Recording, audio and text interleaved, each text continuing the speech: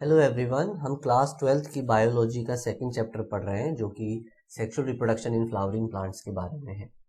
जैसा कि मैंने पिछली वीडियोस में बताया कि इस पर्टिकुलर चैप्टर को 5 पार्ट्स के अंदर डिवाइड किया गया है और करंटली हम इस वीडियो में pre fertilisation structures and event के बारे में पढ़ रहे हैं और उसका भी एक हम स्पेसिफिक टॉपिक इस वीडियो में कवर करेंगे और वो टॉपिक है पॉलिनेशन।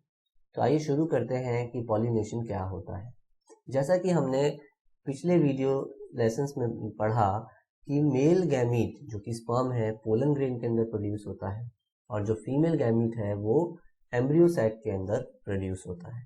अब एक बार गैमीट्स बन गए तो उन्हें ट्रांसफर करना जरूरी है ताकि आगे जाकर के फर्टिलाइजेशन हो सके स्पर्म और एग सेल का, और आगे की जो प्रोसेस है वो रिप्रोडक्शन की सक्सेसफुल हो सके। लेकिन जब तक मेल गैमीट को फीमेल गैमीट तक ट्रांसफर नहीं किया जाएगा ये प्रोसेस कंप्लीट नहीं होगी। तो पॉलिनेशन क्या है? पॉलिनेशन एक ऐसी प्रोसेस है जिसमें क्या होता है कि जो एंथर से जो स्टिग्मा तक ट्रांसफर होता है पोलन ग्रेन्स का। और इसकी जरूरत क्यों पड़ती है एंजियोस्पर्म्स में? क्योंकि जो पोलन ग्रेन होता है उसके अंदर जो स्पर्म्स होते हैं वो नॉन मोटाइल होते हैं, वो बिना किसी मदद के खुद अपने आप ट्रेवल नहीं कर सकते और फीमेल रिप्रोडक्टिव पार्ट तक नहीं पहुंच सकते। यानी किसी को अगर हम डायग्रामेटिकली समझने की कोशिश करें तो ये हमारा एंथर है और इस एंथर के अंदर जो है, जैसे कि हम पढ़ चुके हैं पहले भी, क्या बनते हैं? पोलन ग्रेन्स बनते हैं। बहुत सारे पोलन ग्रेन्स होते हैं। अगर आप इसको बड़ा करके देखेंगे तो इसके अंदर 2 स्पर्म्स जो है वो होते हैं। और पॉलिनेशन में क्या करना होता है कि ये फीमेल रिप्रोडक्टिव स्ट्रक्चर में बना रहा हूँ स्क्रीन के ऊपर, जिसे हम कार्पल बोलते हैं, और कार्पल का जो ये वाला जो स्ट्रक्चर है इसे हम स्टिग्मा बोलते हैं। तो ये जो पोलन ग्रेन्स हैं एंथर से रिलीज हुए और स्टिग्मा पे गिरे, इस प्रोसेस को ही हम पॉलिनेशन के नाम से जानते हैं। तो आगे की स्लाइड में अब हम देखेंगे कि कितने टाइप के जो है पॉलिनेशन होता है, यानी कि काइंड्स ऑफ पॉलिनेशन।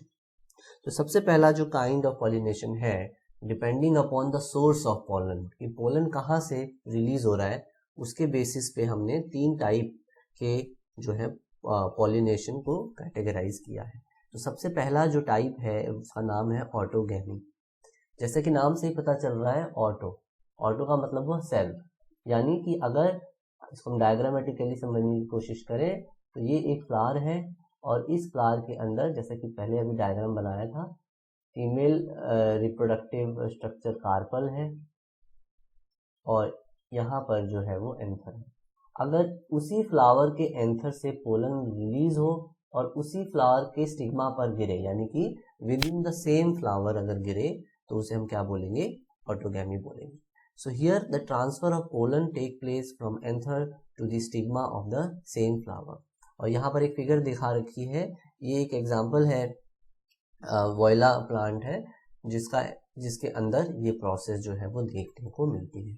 अक्सर जो प्लांट ओपन होते हैं यानी खुले फ्लावर्स होते हैं, उनमें ये देखा गया है कि अगर एंथर्स और जो स्टिग्मा होते हैं वो एक्सपोज होते हैं, यानी कि अगर ऐसे फ्लावर जिनके अंदर एंथर और स्टिग्मा एक्सपोज होंगे तो उसके अंदर जो चांसेस हैं ऑटोगैमी होने के वो कम हो जाएंगे। यानी कि एंथर और स्टिग्मा की लेंथ इतनी होनी चाहिए कि वो पेटल्स के अंदर हो, कवर्ड हो, ताकि उससे जो ऑटोगैमी का जो चांसेस है वो बढ़ जाए। तो autogamy in such flowers require synchrony in pollen release and stigma receptivity also. ये एक बहुत ही इंपॉर्टेंट पॉइंट है, क्योंकि अगर ऐसे फ्लावर जिनके अंदर ये प्रोसेस हो रही है, अगर पोलन तो रिलीज हो गया और वो लैंड भी कर गया, लेकिन इस स्टिग्मा ने उसको एक्सेप्ट नहीं किया, यानी कि वो प्रोसेस जिसमें स्टिग्मा गिरे हुए पोलन को एक्सेप्ट कर लेता है और पोलन ट्यूब बना लेता है, रास्ता बनाता है एक, जिसके थ्रू जो एग सेल है उसके पास पहुंच सके, पोलन ग्रेन के अंदर जो स्पर्म्स है वो पहुंच सके। तो उस ऐसे एग्जाम्पल्स में क्या होगा कि ऑटोगैमी जब होगा, जिन फ्लावर्स के अंदर ऑटोगैमी होगा उसके अंदर ये चीज बहुत ही इंपॉर्टेंट है कि वो फ्लावर के अंदर पोलन के रिलीज होने का टाइम और स्टिग्मा के रेडी होने का टाइम मैच होगा, सिंक्रोनी हो। सिंक्रोनी का मतलब क्या होता है, सेम टाइम पर होगा। नहीं तो क्या होगा कि अगर पोलन तो रिलीज हो गया लेकिन वो सिग्मा रिसेप्टिव नहीं है तो वो पोलन आगे जाके जर्मिनेट नहीं करेगा। तो नेचर ने इतने ब्यूटीफुल तरीके से मैकेनिज्म इंश्योर करे हैं कि सक्सेसफुल पॉलिनेशन हो और आगे जाकर के फर्टिलाइजेशन हो। और दूसरा, जिनमें ऑटोगैमी होगी उनके अंदर एक और फीचर क्या देखने को मिलेगा, दूसरा फीचर ये देखने को मिलेगा कि उसमें जो स्टिग्मा और एंथर जो होंगे वो पास पास होंगे। अगर वो एक दूसरे से दूर होंगे या तो उनकी हाइट का डिफरेंस होगा। अगर सपोज फॉर एग्जांपल कि अगर ये कार्पल है और एंथर का जो साइज है वो छोटा है, तो अगर यहाँ से पोलन रिलीज हुआ तो मोस्ट ऑफ द टाइम वो क्या करेगा, नीचे फॉल कर जाएगा, वो स्टिग्मा के ऊपर नहीं पहुंच पाएगा। यानी कि जिन प्लांट्स के अंदर ऑटोगैमी होनी चाहिए उनके अंदर जो एंथर्स हैं और स्टिग्मा है वो क्या होने चाहिए, एक दूसरे के क्या होने चाहिए, क्लोज होने चाहिए, तभी उसमें सक्सेसफुल सेल्फ पॉलिनेशन होगा। तो ये जो पिक्चर है वो वॉयला प्लांट की पिक्चर है, इसका कॉमन नाम है कॉमन पेंसी। इसके अलावा और भी एग्जांपल्स हैं जिसके अंदर ये जो है चीज सेल्फ पॉलिनेशन जो है वो होता है। अब यूजुअली दो तरह के फ्लावर्स आपको देखने को मिलेंगे। एक फ्लावर जिसे हम कहेंगे कैस्मोगैमस फ्लावर, जिसके अंदर जो एंथर और स्टिग्मा होंगे एक्सपोज होंगे, यानी वो ओपनड अप होगा, यानी खुला होगा, जिसके अंदर एंथर और स्टिग्मा को आप आसानी से देख सकते हैं। और दूसरे ऐसे फ्लावर्स होंगे जिसके अंदर क्या होगा, क्लोज्ड होंगे। क्लिस्टोगैमस फ्लावर्स कौन से होते हैं, क्लोज्ड होते हैं। क्लिस्टो का मतलब हो गया क्लोज्ड और कैस्मो का मतलब हो गया ओपन। यहाँ पर एक डायग्राम में दिखाया भी गया है, अगर आप यहाँ ध्यान से देखें, यहाँ फ्लावर्स ओपन है और यहाँ अगर इस फ्लावर को देखें तो ये जो फ्लावर है वो क्या है, क्लोज्ड है। तो ये ऐसे एग्जाम्पल हैं जिसके अंदर क्लोज्ड फ्लावर्स और एक्सपोज्ड फ्लावर्स दोनों मिलते हैं। सो ऐसे फ्लावर्स जिनके अंदर एंथर और स्टिग्मा एक दूसरे के क्लोज होते हैं, वहां पर सेल्फ पॉलिनेशन होने के जो चांसेस हैं वो ज्यादा होते हैं। So when anther dehisce in the lower buds, pollen grains come in contact with the stigma to affect the pollination। तो जो फ्लावर क्लोज्ड होगा उसके अंदर सेल्फ पॉलिनेशन ही होगा, क्योंकि नेचर ने उसको इस तरीके से बनाया है कि फ्लावर क्लोज्ड है। क्लोज्ड है इसका मतलब वहां से अगर एंथर रिलीज होकर के बाहर नहीं निकल सकता और दूसरे किसी फ्लावर पर के स्टिग्मा पर जाकर के नहीं गिर सकता। तो हम ये कह सकते हैं कि जो क्लिस्टोगैमी है वो एक ऐसा तरीका निकाला है प्लांट्स ने कि उनके अंदर केवल और केवल सेल्फ फर्टिलाइजेशन होता रहे, ऑटोगैमी होती रहे। Cleistogamous flowers produce assured seed set even in the absence of pollinators। तो यहाँ पॉलिनेटर्स की भी जरूरत नहीं है, क्योंकि जो भी प्रोसेस हो रही है वो सारी की सारी क्या हो रही है, वो एक क्लोज्ड फ्लावर के अंदर। अगर ये बड है जिसको फ्लावर जो खुला ही नहीं, ओपन ही नहीं हुआ और उसके अंदर ही प्रोसेस हो जा रही है, तो इसे हम बोलते हैं क्लिस्टोगैमी। तो ये बहुत इंपॉर्टेंट क्वेश्चन है, एग्जाम में भी कई बार आता है कि किस तरीके से प्लांट्स ने इस चीज सेल्फ पॉलिनेशन को एंश्योर करने के लिए क्या स्ट्रक्चरल मॉडिफिकेशन, अडेप्टेशन जो है वो करी। अब हम बात करेंगे दूसरे टाइप के पॉलिनेशन की, जिसको हम कहते हैं गिटोनोगैमी। सो गिटोनोगैमी में क्या होता है, transfer of pollen grain from anther to stigma of another flower. दूसरे फ्लावर के स्टिग्मा पे जाकर के गिरेगा, लेकिन प्लांट सेम होगा।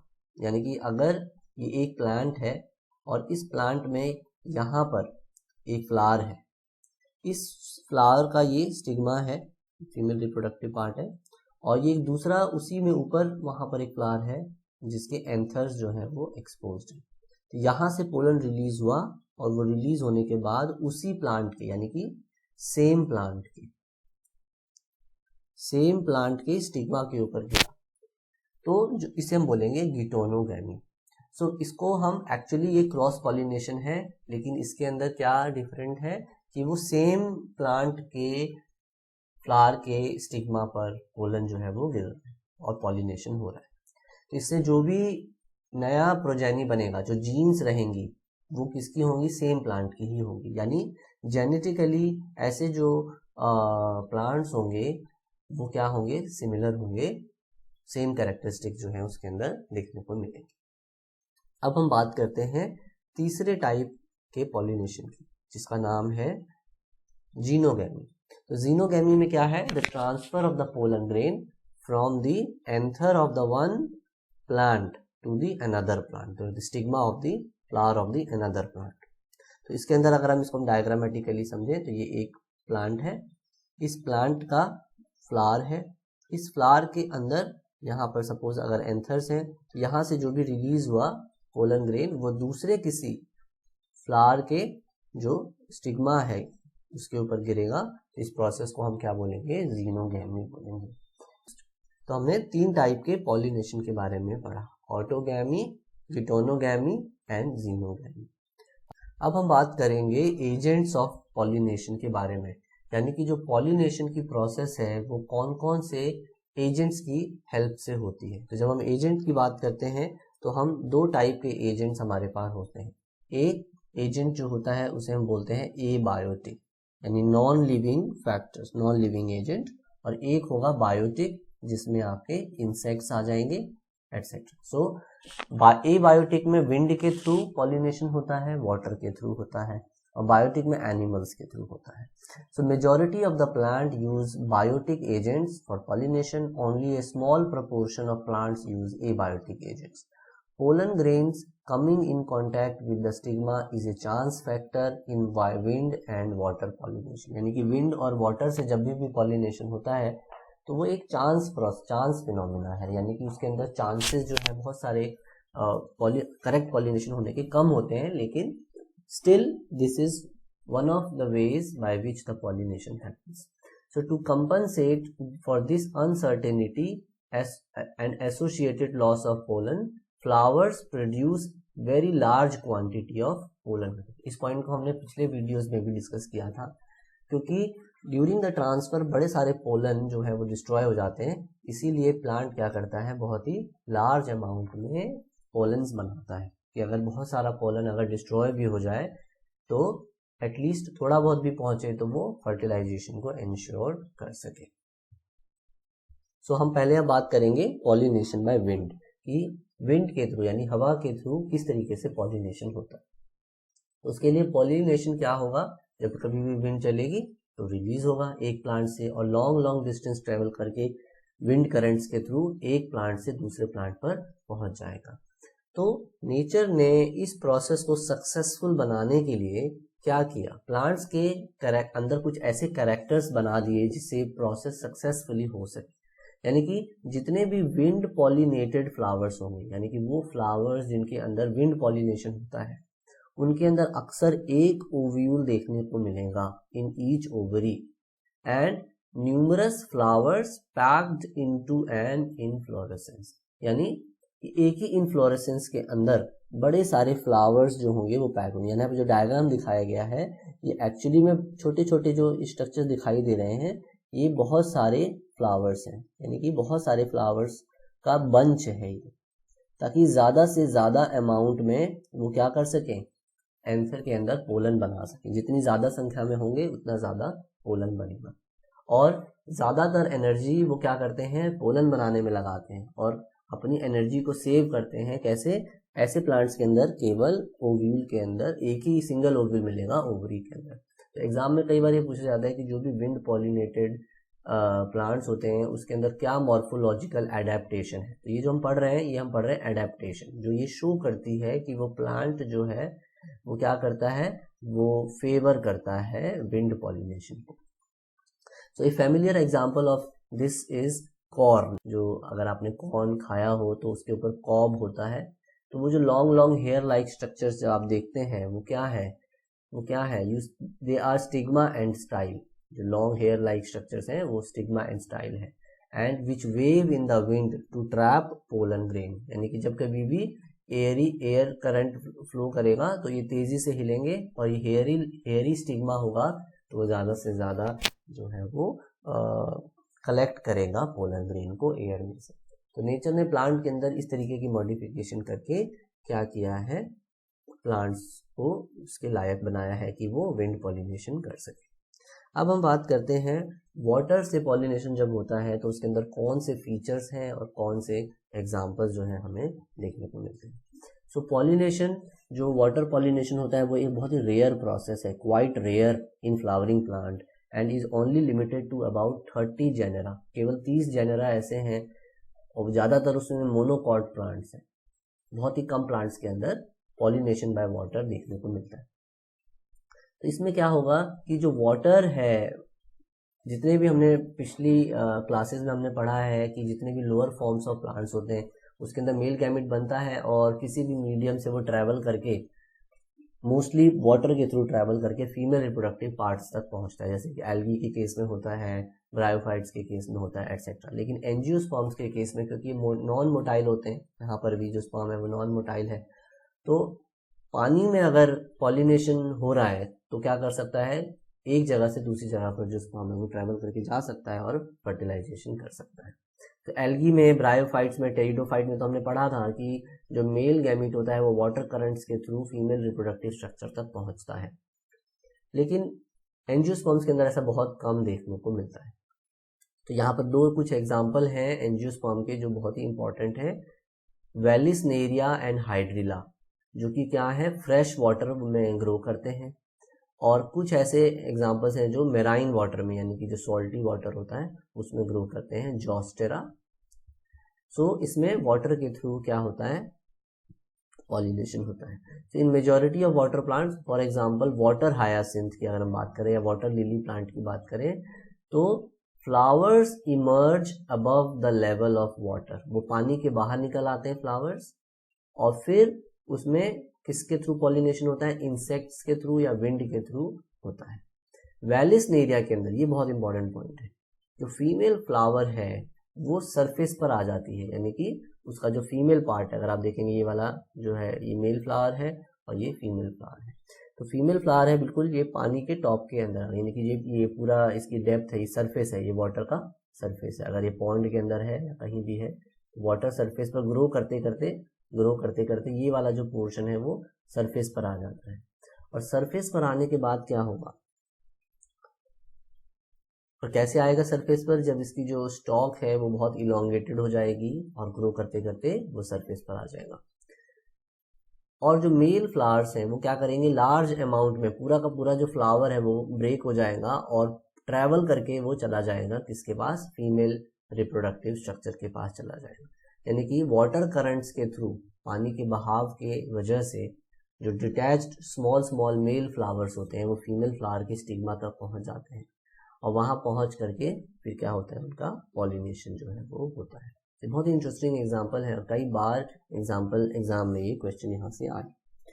इन another group of water pollinated plants such as sea grasses, female flowers remain submerged in water, पानी में ही वो डूबे रहते हैं, and pollen grains are released inside the water. Pollen grain in many such species are long ribbon like and they are carried passively inside the water. उनकी जो shape ही होएगी वो कैसी होएगी, रिबन लाइक होएगी, जैसे रिबन होता है उसकी शेप के क्या होंगे, वो स्पर्म्स होंगे। तो उनकी शेप ही ऐसी है कि वो पानी में इजीली ट्रेवल करके पहुंच सके, जो सबमर्ज्ड है, जो पानी के अंदर ही रहेंगे, उनकी बात हो रही। तो विंड वाटर पॉलिनेटेड जो स्पीशीज होंगी उनके अंदर जो पोलन ग्रेन्स होंगे वो क्या होगा, उसकी पोलन ग्रेन के ऊपर एक केमिकल सब्सटेंस डिपॉजिट होता है जिसको हम कहते हैं mucilage.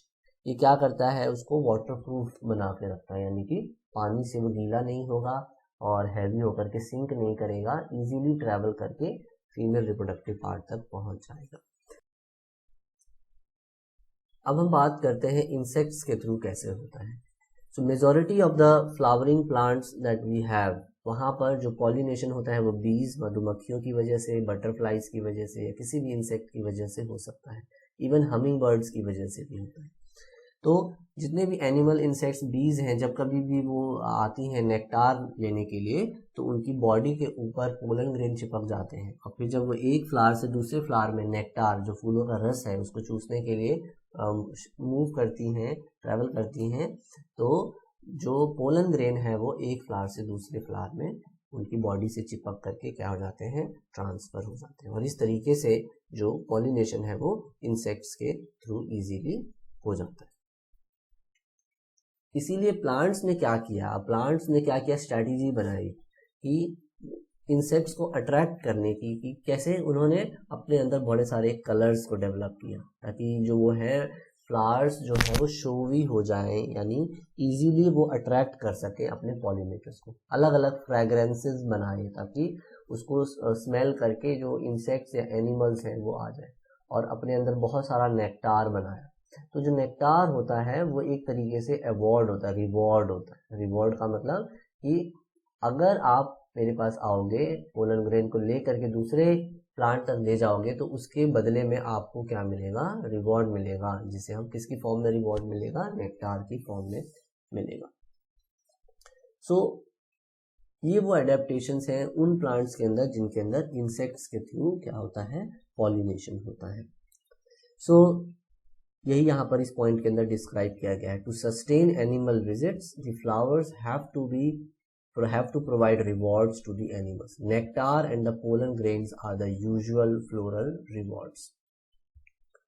So for harvesting the rewards from the flower, the animal visitor comes in contact with the anther and the stigma. The body of the animal gets a coating of the pollen grain which are generally sticky in the animal pollinated flowers. यानी कि जो भी insect pollinated या animal pollinated flower होगा उसका जो pollen grain होगा वो स्टिकी होगा। और पीछे हमने क्या पढ़ा था कि वाटर वाले में वो वाटर रेपेलिंग होगा, उसके तब पर म्यूसिलेज होगा, और इसमें स्टिकी होगा।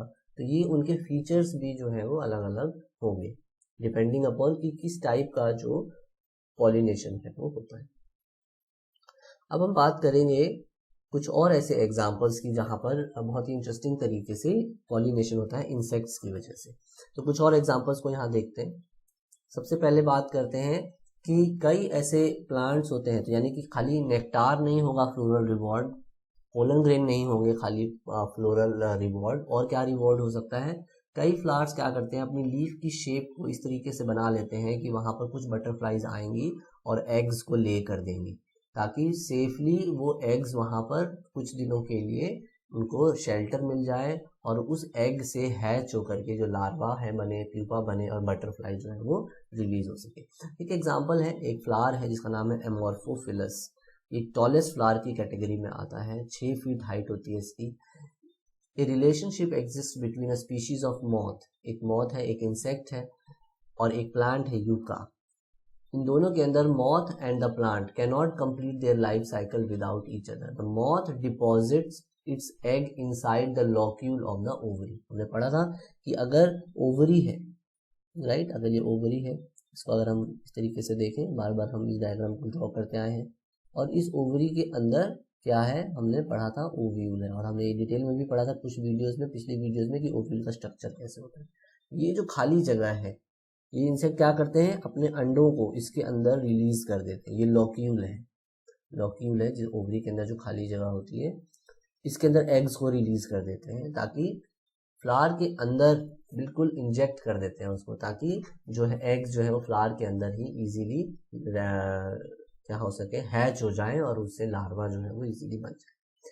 तो ये एक बहुत ही इंटरेस्टिंग एग्जांपल है जो कि दिखाता है कि इंसेक्ट और प्लांट रिलेशनशिप्स जो है कैसे एक दूसरे के सर्वाइवल में मदद करती है। अगर आपने बरगद का देखा है तो फिग ट्री की अगर हम बात करें तो कभी आपने उसके फ्लावर्स नहीं देखे होंगे। फिग ट्री जो होता है, बरगद ले लो फॉर एग्जांपल, उसके अंदर जो फ्रूट बनता है उसके अंदर ही होते हैं वो फ्लावर्स कभी भी ओपन नहीं होते। तो उसके अंदर कई इंसेक्ट ऐसे होते हैं जो उसके अंदर ही क्या कर देते हैं, अंडे दे देते हैं, और वो अंडे जो है वो हैच होकर के इंसेक्ट बना लेते हैं। तो किस तरीके से नेचर में इंसेक्ट प्लांट इंटरेक्शन होता है ड्यूरिंग, जिसके अंदर पॉलिनेशन, स्पेशली पॉलिनेशन को क्या करता है, जो मदद करता है। अब हम बात करते हैं एक नए टॉपिक की जो कि पॉलिनेशन से ही रिलेटेड है, लेकिन थोड़ा सा डिफरेंट है ये टॉपिक। इसे हम बोलते हैं आउट ब्रीडिंग डिवाइसेस। मतलब कि प्लांट्स ने कौन सी ऐसी स्ट्रैटेजी लगाई है कि वो अपने ही पोलन ग्रेन को गिरने के बाद, स्टिक्स खुद ही फ्लावर के अंदर खुद ही के स्टिग्मा पे गिरने के बाद पोलन को जर्मिनेट ना होने दे, यानी जर्मिनेट होने से रोके। और ऐसा करने की क्या जरूरत है, यानी कि वही सेम डायग्राम अगर हम ड्रॉ करें कि एक फ्लावर है और उसका ये एंथर है, राइट, यहाँ से क्या रिलीज हुआ, पोलन रिलीज हुआ। इस पोलन के अंदर क्या थे, 2 स्पर्म थे। और इसके जो हाई चांसेस थे, अगर वो फ्लावर बाइसेक्सुअल है तो उसके अंदर क्या होगा, कार्पल होगा। तो कार्पल के ऊपर अगर वो गिरेगा, सेम फ्लावर के कार्पल पे अगर गिरेगा तो क्या होना चाहिए, ये जो पोलन ग्रेन है ये एक ट्यूब लाइक स्ट्रक्चर बनाता है जिसे हम कहते हैं पोलन ट्यूब। ये जैसे जैसे पोलन ट्यूब बनती जाती है, पीछे से जो स्पर्म्स हैं वो ट्रैवल करते हुए अंदर की तरफ एंटर कर जाते हैं। इनको बेसिकली कहाँ पहुंचना होता है, ओव्यूल के एग्स के पास पहुंचना होता है ताकि आगे जाकर के फर्टिलाइजेशन हो सके, जो कि हम डबल फर्टिलाइजेशन के बारे में पढ़ेंगे। लेकिन कुछ प्लांट्स ऐसे हैं जो नहीं चाहेंगे कि ये प्रोसेस हो। वो क्यों नहीं चाहेंगे कि ऐसी प्रोसेस, क्यों अवॉइड करना चाहते हैं वो इस प्रोसेस को कि सेम फ्लावर के अंदर ऐसा हो? क्योंकि अगर ऐसा, आप जेनेटिक्स में पढ़ेंगे कि अगर बार बार किसी फ्लावर के अंदर अगर सेल्फ पॉलिनेशन होता चला जाए तो वो जीन्स इकट्ठी हो जाती हैं, वो रिसेसिव कैरेक्टर्स, कुछ ऐसी जीन्स इकट्ठी हो जाती हैं जिसकी वजह से फ्लावर जो है वो फर्टाइल नहीं रहता, फर्टिलिटी जो है उसकी कम हो जाती है, जिसे हम इनब्रीडिंग डिप्रेशन के नाम से भी जानते हैं। यानी कि अगर आप बार बार किसी प्लांट का सेल्फ पॉलिनेशन कराते रहे लॉन्ग टाइम के लिए तो उसके अंदर क्या हो जाएगा, इनब्रीडिंग डिप्रेशन हो जाएगा। तो ऐसे प्लांट्स ने कुछ ऐसे स्मार्टली ऐसे तरीके निकाले हैं जिससे सेल्फ पॉलिनेशन को क्या किया जा सके, डिस्करेज किया जा सके, यानी रोका जा सके। देखिए प्लांट्स कितने स्मार्ट होते हैं कि वो नहीं चाहते कि उन्हीं का पोलन ग्रेन उन्हीं के स्टिग्मा के ऊपर गिरे और वो जर्मिनेट करे। So they are so smart, so what they have done, they have made some strategies. वो क्या है वो स्ट्रेटजीज, तो उसमें से वही कुछ 2-3 स्ट्रेटजीज यहाँ लिखी हुई हैं। सबसे पहले लिखा है either the pollen is release before the stigma becomes mature. पहला है पॉइंट नंबर 1 कि जब एंथर रिलीज, पोलन रिलीज हुआ एंथर में से, तो जिस टाइम पे वो गिरा उस टाइम पे जो स्टिग्मा था वो तैयार नहीं था, वो डेवलप नहीं हुआ था। तो डेवलप नहीं हुआ था तो आगे की रिएक्शन नहीं हुई। तो पहला एक तरीका है, रिसेप्टिव नहीं था। दूसरा, तो या तो पोलन जब रिलीज हुआ तब वो रिसेप्टिव नहीं था, या फिर वो पहले रिसेप्टिव बन गया और उस टाइम पे पोलन ग्रेन नहीं रिलीज हुआ, यानी दोनों के बीच में जो टाइमिंग का गड़बड़ हो गया जिस वजह से आगे पोलन जर्मिनेट नहीं। दूसरा जो पॉइंट हम कह सकते हैं क्या स्ट्रेटेजी है, the anther and the stigma are placed at different positions and they can not come in contact with each other. ऐसा हो सकता है कि एक फ्लावर के अंदर जो स्टिग्मा है वो इस पोजीशन पे हो और जो एंथर है वो इस पोजीशन पे हो। तो यहाँ से जो एंथर है, एंथर से पोलन ग्रेन ऊपर की तरफ जा करके इसको क्या नहीं कर सकता, पॉलिनेशन नहीं कर सकता, पॉलिनेशन होने के बाद वह नहीं पहुंच सकता। तो ये एक स्ट्रक्चरल अडेप्टेशन है जो प्लांट के अंदर किया है। तो ये दोनों ही ऐसे मैकेनिज्म है जिसकी वजह से ऑटोगैमी को रोका जाता है, रोक लेते हैं प्लांट, नहीं होने देते। और तीसरा क्या है, सेल्फ इनकम्पैटिबिलिटी, बहुत ही इंपॉर्टेंट पॉइंट है। तीसरा एक तरीका है सेल्फ इनकम्पैटिबिलिटी। इसके अंदर क्या हुआ कि वो सेम टाइम पर भी गिरे, पॉइंट नंबर 1 भी हुआ, सेम टाइम पर गिरे और सेम हाइट पे भी थे वो, फिर भी उसके बाद वो जर्मिनेट नहीं हुआ। क्यों? क्योंकि जैसे ही क्या होता है इन प्लांट्स, कुछ प्लांट्स के अंदर जैसे ही स्टिग्मा पे पोलन ग्रेन या अगर पोलन ग्रेन गिरता है तो कुछ ऐसे केमिकल्स बनने शुरू हो जाते हैं सेल्स के जो कि इसकी पोलन ट्यूब को बनने से रोकते हैं। इस प्रोसेस को हम कहते हैं सेल्फ इनकम्पैटिबिलिटी, यानी कि एक ऐसी प्रोसेस जिसमें जो खुद का पोलन है वो खुद ही के स्टिग्मा पर गिरने के बाद भी क्या ना करे, जर्मिनेट ना करे। अब हम बात करेंगे फोर्थ मेथड की जिसके थ्रू ऐसा पॉसिबल है। प्लांट्स ने क्या किया, खाली यूनिसेक्सुअल फ्लावर्स को डेवलप किया, यानी कि अगर एक ही प्लांट में क्या होगा, फ्लावर के अंदर खाली या तो मेल रिप्रोडक्टिव स्ट्रक्चर होगा या क्या होगा, खाली फीमेल रिप्रोडक्टिव स्ट्रक्चर। इन दोनों को अलग कर दिया एक दूसरे से, ताकि एग्जाम्पल है इसके कैस्टर हो गया और हमारा मेज हो गया। इसमें मेल अलग होता है, फीमेल फ्लावर अलग होता है, तो इसमें ऑटोगैमी जो है वो होगा नहीं होगा। और क्या होगा, गिटोनोगैमी होगा। हो सकता है कि एक ही सेम प्लांट में 2 तरह के फ्लावर्स हो, इधर से इधर चला जाए, लेकिन वो सेल्फ ऑटोगैमी जो है वो नहीं कर सकता। ज्यादातर ऐसा पपाया में भी देखने को मिलता है। पपाया में भी जो मेल ट्री होता है और फीमेल ट्री होता है वो अलग अलग होते हैं, डिफरेंट प्लांट के होते हैं। तो वहां पर गिटोनोगैमी भी नहीं होगी, ऑटोगैमी भी नहीं होगी, गिटोनोगैमी भी नहीं होगी, वहां क्या होगी, जीनोगैमी होगी। तो ये बहुत ही इंपॉर्टेंट क्वेश्चन है, यहाँ से आने के हाई चांसेस होते हैं कि कौन से ऐसे आउट ब्रीडिंग का मतलब इन ब्रीडिंग को रोकने के लिए कौन से ऐसे तरीके जो हैं प्लांट्स ने अडेप्टेशन जो है वो कर रखी हैं ताकि वो इन ब्रीडिंग डिप्रेशन को, जो फर्टिलिटी है, जो विगर है, उसको लॉस होने से बचा सके। अब हम बात करेंगे पोलन पिस्टिल इंटरैक्शंस की, यानी कि पॉलिनेशन कंप्लीट हो गया, पोलन जो है वो लैंड कर गया। जब वो लैंड कर गया स्टिग्मा के ऊपर, तो लैंड करने के बाद कौन कौन से ऐसे चेंजेस जो है वो होने शुरू हुए। तो ये एक एनलार्ज्ड व्यू है, एक लार्ज डायग्राम है। अगर हम देखें स्टिग्मा का, और यहाँ से ओवरी जो है वो इस तरीके से हमने बनाया, ये जो है वो थैलेमस है और ये जो स्टॉक है वो पेडिस है। फिर इसके अंदर हमने बनाया एक ओव्यूल। ओव्यूल का डिटेल स्ट्रक्चर हम पिछली वीडियो में पढ़ चुके हैं, ये ओव्यूल है। अब इस ओव्यूल के अंदर यहाँ पर जो स्ट्रक्चर है ये वाला, इसको एम्ब्रियो सैक कहते हैं। और एम्ब्रियो सैक के अंदर जो मेन जो सेल है जिसकी सारी इंपॉर्टेंस अभी है, यहाँ पर एग्स है, राइट। अब जब यहाँ पर पोलन ग्रेन जब पॉलिनेशन हुआ तो इसके अंदर हमारे कितने थे, 2 स्पर्म्स थे।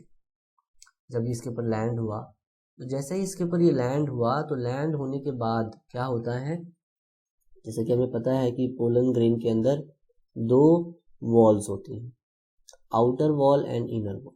तो अगर इनर वॉल को अगर हम डार्क करके बनाएं, इस तरीके से डार्क कर लें, डार्क बना लें, और आउटर वॉल को हम थोड़ा सा थिक बना देते हैं, ये वाली हमारी जो आउटर वॉल है एक्साइन कहते हैं इसे, और ये जो डार्क वाली जो इनर वॉल लेयर है इसे हम इंटाइन कहते हैं। पोलन की 2 वॉल होती है।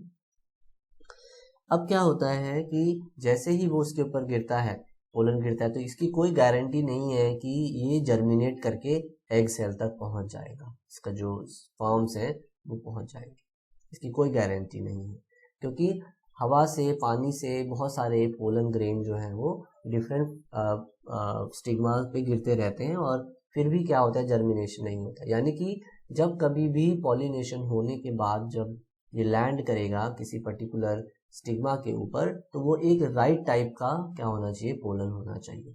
यानी कि अगर वो प्लांट नॉर्मल प्लांट है, उसमें सेल्फ इनकम्पैटिबिलिटी नहीं है, अभी हमने पीछे पढ़ा था सेल्फ इनकम्पैटिबिलिटी क्या होता है, अगर वो सेल्फ इनकम्पैटिबल नहीं है तो क्या हो जाएगा, इजीली ये चीज क्या करेगा, ये ग्रो करेगा। ये जो इंटाइन है ये इसको पुश करने लग जाएगी, यहाँ से बाहर की तरफ बल्ज आउट कर जाएगी, और ये बल्ज आउट करते करते इंटाइन ग्रो करने लगेगी, और ग्रो करने के बाद जो है ये जो स्ट्रक्चर बनेगा इसे हम कहते हैं पोलन ट्यूब।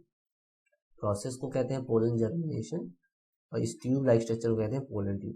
और धीरे धीरे ये जो स्पर्म्स है पीछे पीछे ट्रैवल करते हैं, यानी कि रास्ता क्लियर होता जाएगा, और पीछे पीछे जो स्पर्म्स है वो ट्रैवल करते हुए यहाँ एंटर करने लग जाएंगे। तो ये तभी होगा जब राइट पोलन राइट स्टिग्मा पे गिरेगा। सेम स्पीशीज का होना चाहिए, दोनों स्टिग्मा रिसेप्टिव होना चाहिए, और जो पोलन है वो राइट होना चाहिए, राइट इन द सेंस कि ये इनकम्पैटिबल स्टिग्मा नहीं होना चाहिए। तो कंपैटिबल और दोनों चीजें कंपैटिबल होंगी तभी ये प्रोसेस होगी। अगर दोनों में से अगर एक भी इनकम्पैटिबल होगा तो आगे जाकर के फर्टिलाइजेशन की प्रोसेस नहीं होगी। So if the pollen is of wrong type, pistil will reject the pollen and it will not let this process to happen, the germination, जो pollen germination है वो नहीं होगा, उस प्रोसेस को रोक दिया जाएगा। तो ये एक बहुत ही इंटरेस्टिंग प्रोसेस है जो दिखाता है कि there is a dialogue, some talk is going on. It's like you are going and shaking hands with somebody and you are exchanging some ideas. Similarly, यहाँ पर भी the pollen grain is coming and it's trying to shake the hands and only the files will be exchanged, the sperms will enter if the right pollen is landing on the right stigma. तो pollen pistil जो interaction है बहुत ही एक interesting phenomena है जो plants के अंदर हमें देखने को मिलता है। अब हम बात करते हैं कि किस तरीके से जो पोलन पिस्टिल इंटरेक्शन है जब वो आगे की तरफ मूव करेगा तो कैसे कहाँ से होता हुआ जाएगा और क्या क्या इवेंट्स होंगे। तो यहाँ पर देखो सबसे पहले डायग्राम को देखते हैं। पहला जो डायग्राम है इसमें बताया गया है कि the pollen tube growing through the style. यहाँ पर पोलन ट्यूब जो है वो स्टाइल से ग्रो करती हुई, यहाँ पे कुछ माइक्रोस्कोपिक स्टडीज करी गई हैं और उसमें long long hair like structure जो है वो देखने को मिल रहे हैं। This is the LS of the pistil showing the path of the pollen tube growth. इसका एक आउटलाइन डायग्राम भी बनाया गया है। ये पोलन्स है, यहाँ पर आप देख सकते हैं पोलन है और ये तो कितने सारे जर्मिनेट करने की कोशिश कर रहे हैं लेकिन नहीं कर पा रहे हैं। Some of them they are not able to germinate. इसमें से केवल ये वाला जो पोलन ग्रेन है ये वाला सक्सेसफुली क्या कर पाया है, जर्मिनेट करता हुआ ओव्यूल के माइक्रोपाइल से एंटर करके कहाँ पहुंच गया है, एग सेल तक पहुंच गया है। तो इसमें यही दिखाया गया कि जब कभी भी पोलन ग्रेन रिलीज होता है तो हमने पढ़ा था कि उसमें या तो वो 2 सेल्स कंडीशन में रिलीज हो सकता है, जिसमें एक ऊपर वाली सेल को वेजिटेटिव सेल कहते हैं और नीचे वाली सेल को जनरेटिव सेल कहते हैं। कई प्लांट्स के अंदर 3 सेल स्टेज में भी क्या होता है, पोलन जो है वो रिलीज होता है। So pollen tube after reaching the ovary enters the ovule through micropyle and then enters one of the synergids. यानी कि जो ये सारी कहानी है यहाँ अगर हम ध्यान दें, इसका एनलार्ज्ड व्यू दिखाया गया है इस पोर्शन का, ये एनलार्ज्ड व्यू। तो यहाँ से अगर आप ध्यान से देखेंगे ये जो चीज है ये टिप है, पोलन ट्यूब का ये टिप है। तो जो ये टिप आ रहा है इस टिप के अंदर 3 सेल्स,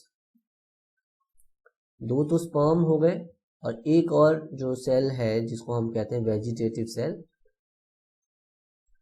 और सेल जिसका न्यूक्लियस वेजिटेटिव सेल, और ये जो सेल्स है हमारी स्पर्म 1 है और ये स्पर्म 2 है। तो जैसे ये एंटर करते हैं इसके अंदर तो इनको ओव्यूल के अंदर सबसे पहले इनकी जो मुलाकात होती है वो 2 सेल्स होती हैं वहां पर, उनसे होती है। ये इंटरफेस है ओव्यूल, यहाँ से ओव्यूल है ये और ये जो है वो पोलन ट्यूब है। पोलन ट्यूब यानी कि पूरा पोलन ट्यूब जर्मिनेट कर गया है और एंटर कर गया है वहां तक। तो ये जो सेल्स है इनको कहते हैं साइनर्जिड सेल्स। तो इनका जब इंटरेक्शन होता है तो इंटरेक्शन होते समय क्या होगा, ये सेल्स गाइड करेंगी कि स्पर्म्स को कि वो स्पर्म्स कहाँ पर जाएं। तो यहाँ पर जो एग सेल, इसके पीछे जो तीसरी जो सेल है वो एग सेल है। तो ये एक स्पर्म जो है उसको गाइड करेगा और during this process of guiding and coming in contact ये दोनों साइनर्जिड सेल्स जो होंगी वो डीजेनरेट हो जाएंगी, उनकी डेथ हो जाएगी और कंज्यूम हो जाएंगी ड्यूरिंग दिस प्रोसेस। तो जैसे ही ये इसके कांटेक्ट में आएगा और जो एक स्पर्म जो है वो उसके साथ फ्यूज कर जाएगा। तो आगे का इवेंट जो है वो क्या होता है हम डबल फर्टिलाइजेशन वाले लेसन में पढ़ेंगे। यहाँ पर सिर्फ यही इसका पर्पस है यहाँ पर बताने का कि किस तरीके से जो है वो पोलन पिस्टिल इंटरेक्शन जो है वो हमारा होता है। तो यहाँ पर कुछ और बातें हैं जो पोलन पिस्टिल इंटरेक्शन से रिलेटेड हैं और जो बताई गई हैं। जैसे कुछ एग्जाम्पल दिया गया है कि अगर आपको पोलन जर्मिनेशन को एक्चुअली में स्टडी करना है तो कुछ ऐसे प्लांट्स के यहाँ एग्जांपल्स हैं जो कि आप देख सकते हैं। सबसे पहले पी प्लांट में आप चिकपी, क्रोटोलेरिया बहुत ही फेमस कॉमन एग्जांपल है। सदाबहार का जो फूल होता है जो घरों में इजीली अवेलेबल है, उसका आप इजीली पोलन निकालिए, स्लाइड पे रखिए, उस पर आप शुगर सोल्यूशन उसमें डालिए 10% और 15 से 30 मिनट के अंदर क्या होगा कि उस यानी कि आपको एक स्लाइड लेनी है, ये एक स्लाइड है और इस स्लाइड के ऊपर आपको एक ड्रॉप थोड़ा सा आपको डस्टिंग करनी है, पोलन ग्रेन है, इसके ऊपर आपको सोल्यूशन डालना है शुगर सोल्यूशन और कवर स्लिप लगा करके इसको ढक, या फिर अगर आप ना भी ढकें ओपन रखें और माइक्रोस्कोप के अंदर अगर इसको आप लगा करके देखेंगे तो आप देखेंगे कि ये जो है इंटाइन जो है इसकी ग्रो करने लगेगी, यानी कि जो पोलन है वो इजीली जर्मिनेट करने लग गया। अब कई बार क्या होता है प्लांट्स के अंदर, कुछ प्लांट्स के अंदर हमें जबरदस्ती क्या कराना पड़ता है, आर्टिफिशियल पॉलिनेशन कराना पड़ता है, नहीं तो वो प्लांट्स क्या हो जाएंगे, सीड नहीं बनेगा उसके अंदर, यानी फ्रूट्स नहीं बनेंगे। और फार्मर हमेशा इंटरेस्टेड है फ्रूट के अंदर सीड्स बनने के अंदर। मेज क्या फॉर एग्जांपल, सब मेज इसका सबसे अच्छा एग्जांपल है। तो आर्टिफिशियल हाइब्रिडाइजेशन एक ऐसा मैनमेड तरीका है जिसमें हम क्या करते हैं कि किसी भी डिजायर्ड वैरायटी के पोलन ग्रेन को लाते हैं और उसको डस्ट कर देते हैं, यानी कि उसका पोलन ग्रेन ला करके उसको हम छिड़क देते हैं, किसके ऊपर, डस्टिंग कर देते हैं स्टिग्मा के ऊपर, जिसकी वजह से क्या हो जाता है, फर्टिलाइजेशन इवेंट हो जाता है और फ्रूट सेट हो जाता है। और कई प्लांट जिसके अंदर आप नहीं चाहते कि सेल्फ फर्टिलाइजेशन हो, यानी कि आप कोई ऐसा फ्लावर है जिसके अंदर दोनों पार्ट्स हैं, मेल भी है और फीमेल, बाइसेक्सुअल फ्लावर है, सेम डायग्राम, हम नहीं चाहते कि इस फ्लावर के अंदर यहाँ से ये चीज आए, तो हम क्या करते हैं, इससे पहले कि ये एंथर मैच्योर हो, फटे और इसका जो पोलन है इस पर गिरे, हम, या इससे पहले कि ये चीज क्या हो, स्टिग्मा मैच्योर हो, राइप हो, हम एंथर्स को भी कट करके हटा सकते हैं। तो सेल्फ पॉलिनेशन को अवॉइड करने के लिए हम ऐसा कर सकते हैं। यूजुअली मोस्टली कॉमनली क्या करते हैं फार्मर्स या साइंटिस्ट, एंथर को रिलीज कर देते हैं, क्योंकि वो क्या चाहते हैं, वो चाहते हैं कि आपका जो सीड है वो इसके अंदर बने। So the process of removing the anther, cutting, the surgery अगर कर दें इसकी, एंथर निकाल दें, तो उस प्रोसेस को हम कहते हैं इमैस्कुलेशन।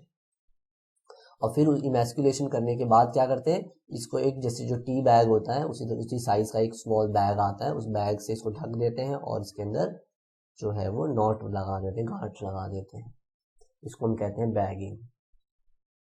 तो पहले हमने क्या किया, एंथर को कट करके रिमूव कर दिया और हर फ्लावर को कवर करके, ढक करके पेपर बैग से ढक दिया, ताकि दूसरे किसी उसी आसपास के जो प्लांट्स जो उग रहे हैं उसके जो पोलन ग्रेन है वो इस पर आकर के ना गिर जाए। तो इंटरनली तो हम चाह ही रहे हैं, अवॉइड कर रहे हैं, हम दूसरे जो आसपास के जो सेम वैरायटी के जो फ्लावर्स हैं उनको भी हम क्या कर रहे हैं, अवॉइड कर रहे हैं। इस प्रोसेस को हम आर्टिफिशियल हाइब्रिडाइजेशन करवाने के लिए इन प्रोसेसेस की हेल्प लेते हैं। इसी के साथ हमारा ये टॉपिक है इस वीडियो का कंप्लीट होता है। नेक्स्ट वीडियो को देखने के लिए दिखाई देने वाले आइकॉन पर क्लिक करें, यह आपको डबल फर्टिलाइजेशन के वीडियो पर लेके जाएगा। अगर आपको वीडियो पसंद आया है तो लाइक, सब्सक्राइब एंड शेयर करें और अपना कमेंट जो है वो ड्रॉप करना ना भूलें। Thank you for watching.